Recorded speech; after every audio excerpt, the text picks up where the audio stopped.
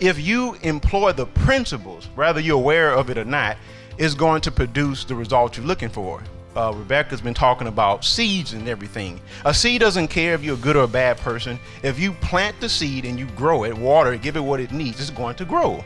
So here's what's interesting. Once we become aware of what we were designed to be, once we become aware of who we truly are, at that point, in that moment, we become unstoppable.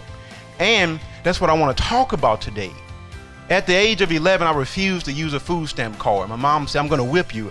Bring it on. You're going to have to whip me, because once I understood what that meant, that's not me. I'd rather work. And at the time, it felt like it was innate, but I relied on my father. He said, I'm going to show you who you truly are. And I remember when we used to go to the housing authorities, my mom said, if you don't sign these papers, they're going to kick us out. Well, let it happen. And I kept telling my mom, we can get off this program. You don't have to accept this. And it took about 8 years, but she finally started to believe. I don't care if the doctors say that you are schizophrenic. I don't care about all of that. That's man. Here's what I know.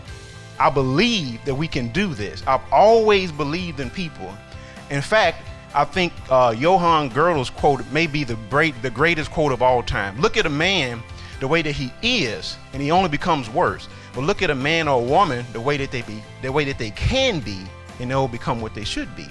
So I looked at my mom, I looked at my situation as not what it was from the physical mirror, but my imagination's mirror. Is not your imagination responsible for everything that we have? Yes, everything starts with an idea. I really understood that as a young boy. So if I can see it up here, then I knew I can create it in my life. And I believe that, and I know that. I don't believe it anymore, I know it. So I'm not telling you what I think, I'm telling you what I know. I believe in inspiration, compassion, and synchronicity. So it's not a coincidence that we're here together. But I've always been convinced that there was a story that I needed to tell, just as I'm convinced that there's a story that you are destined to tell.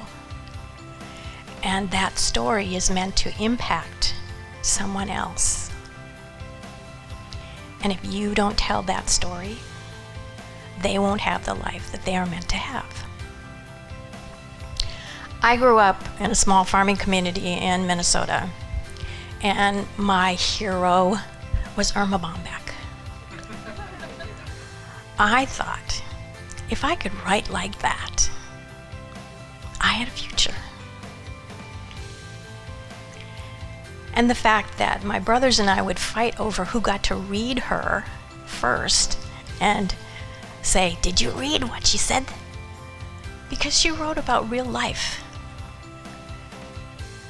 And eventually I went to college to be a journalist so that I could write about real life and help other people recognize that what was their ordinary life was extraordinary